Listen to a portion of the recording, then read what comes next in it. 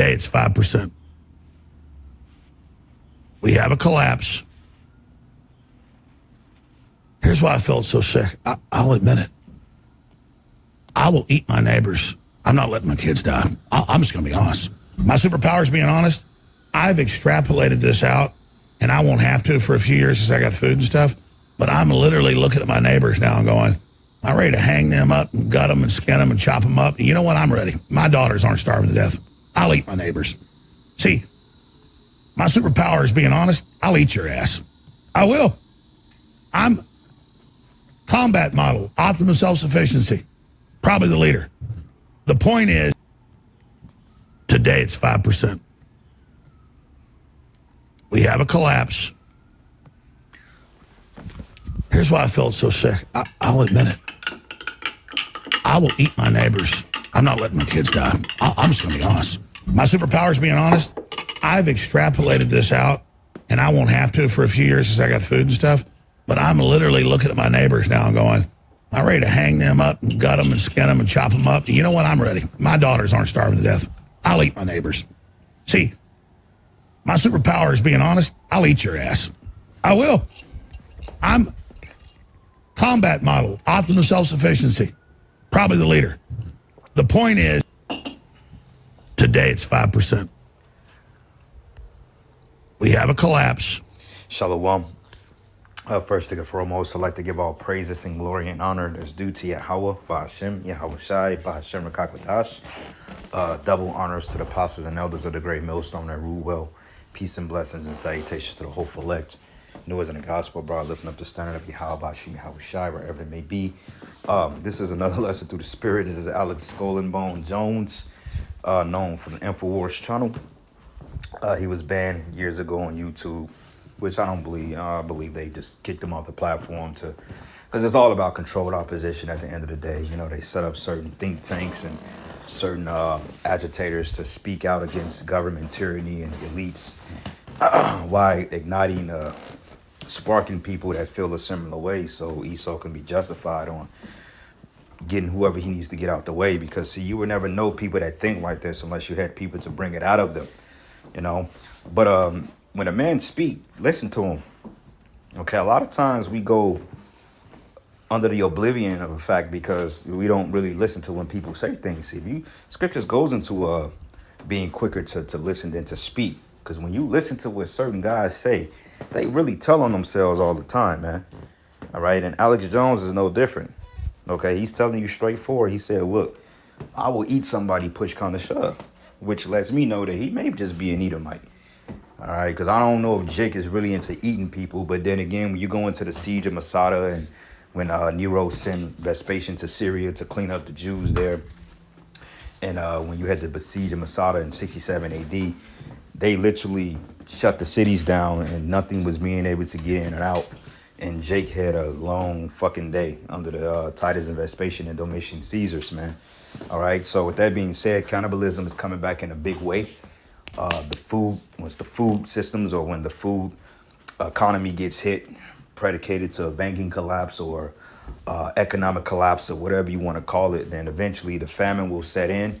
And when people run out of food, then that's when people will start to lose it, because when there's no food going around, there's no trucks coming in and out of the cities, there's no neighbors. Eventually they gonna start eating each other, and that's prophesied in the scriptures. Okay, you heard what he just said. He said he's been looking at his neighbors and they've been wanting to cook them. So, hey, you brothers out there, hey, you don't think Esau have the same sentiment towards us?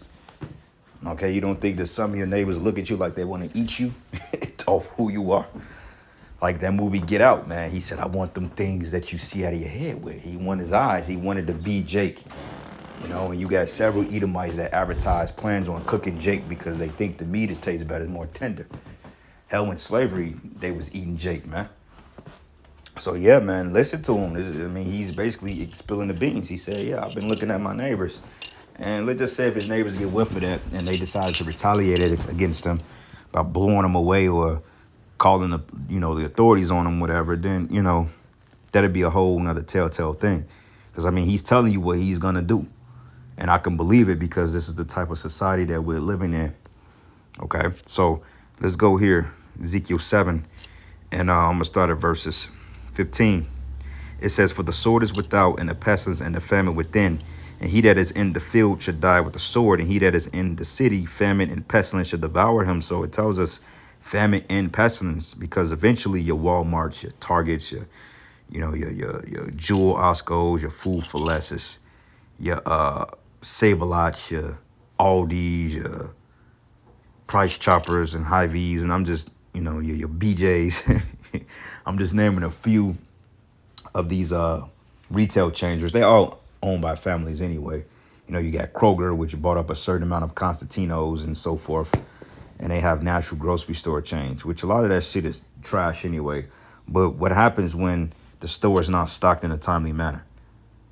Especially when these supply chains and these particular shipping chain, these global supply chains are not as lucrative, or they're not moving as they once were. And they showed you that during the time of the pandemic, when all those cargo ships was pretty much stuck on the ports in Cali. All right. And on top of the different strikes at these particular ports of distribution, because they're getting ready to make things autonomous now, and that's going to hold up a lot of progress. But eventually, this is going to stop sending food into the cities, man. Okay. Because the average grocery store only has 3 days supply of food. And an average American, you may only have a couple of days of food in your house, meaning that, foods that you can cook off hot. You may have non-perishables and canned goods and all that other stuff that may last you for months. But even then, think about it. How prone are you people to eating that shit that you ain't used to eating? But it says here, but they that escape of them, and it says, but they that escape of them should escape and should be on the mountains like doves of the valleys, all of them mourning everyone for his iniquity. So, yeah, man, these people are going to be in dire straits. And we're seeing the result of it just off groceries alone. People are bugging out because of the food insecurities. But it says, and all hands should be feeble, and all knees should be weak as water. So when you see Crunchy Black out there devouring her baby, okay, her newborn baby, she just popped out of her stomach maybe 4 or 5 days ago, and eating him, that's going to be a disturbing sight, man. Okay, because death is getting ready to be death is going to be an understatement for the type of judgment coming to this place, to say the least. And it says, and they also should gird themselves with sackcloth, and horror should cover them, and shame should be upon all faces, and baldness upon their heads. And they should cast their silver in the streets, and their gold should be removed.